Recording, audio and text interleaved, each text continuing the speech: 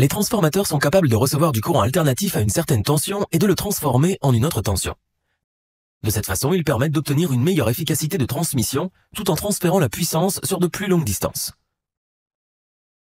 Dans cette vidéo, nous allons voir le fonctionnement et la conception d'un transformateur triphasé en partant de sa forme la plus simple. Le principe de fonctionnement de base d'un transformateur est simple. Induction électromagnétique. Selon ce principe, un flux magnétique variable associé à une boucle va induire une force électromotrice à travers celle-ci.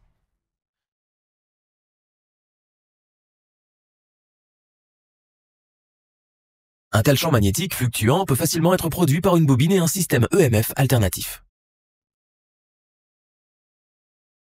Un conducteur de courant produit un champ magnétique autour de lui. Le champ magnétique produit par une bobine sera comme indiqué dans le schéma.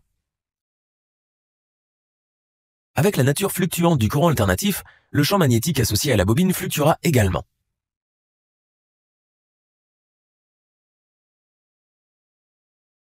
Ce flux magnétique peut être efficacement lié à un enroulement secondaire à l'aide d'un noyau constitué d'un matériau ferromagnétique.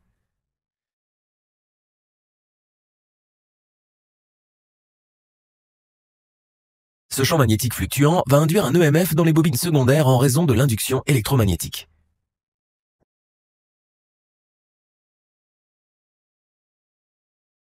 Comme les tours sont disposées en série, l'EMF net induit à travers l'enroulement sera la somme des EML individuels induits dans chaque tour.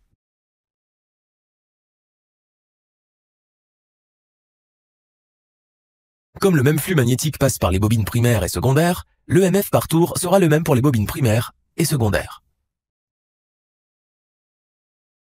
L'EMF par tour pour la bobine primaire est lié à la tension d'entrée appliquée, comme indiqué. Par conséquent, l'EMF induit au niveau de la bobine secondaire est exprimé comme suit. Cela signifie simplement qu'avec moins de tours dans le secondaire que dans le primaire, on peut baisser la tension. Dans le cas inverse, on peut augmenter la tension. Mais comme l'énergie est conservée, les courants primaires et secondaires doivent obéir à la relation suivante. Les transformateurs triphasés utilisent 3 de ces transformateurs monophasés, mais avec une configuration de bobines légèrement différente. Dans ce cas, les bobines primaires et secondaires sont concentriques.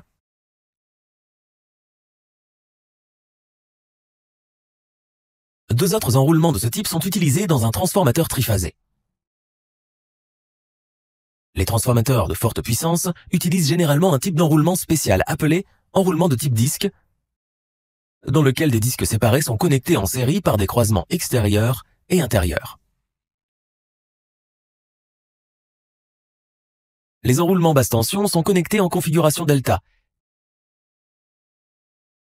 et les enroulements haute tension sont connectés en étoile. Ainsi, la tension de la ligne augmente encore pour atteindre 3 fois le trajet côté haute tension. Cela signifie également qu'à partir d'un transformateur élévateur triphasé, nous pouvons tirer 4 fils de sortie, des fils d'alimentation triphasés et un neutre.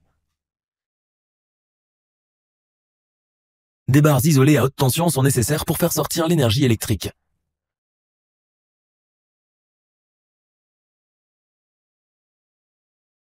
Le noyau du transformateur est constitué de fines lamelles d'acier isolées. Ces tôles d'acier sont empilées comme indiqué pour former des membres triphasés. Le but des fines lamelles est de réduire la perte d'énergie due à toute formation de courant. Les enroulements à basse tension se trouvent généralement près du noyau. Différents types de pertes d'énergie se produisent lors du transfert de la puissance de la bobine primaire à la bobine secondaire. Toutes ces pertes d'énergie sont dissipées sous forme de chaleur. Ainsi, le transformateur est généralement immergé dans une huile de refroidissement pour dissiper la chaleur. L'huile dissipe la chaleur par convection naturelle.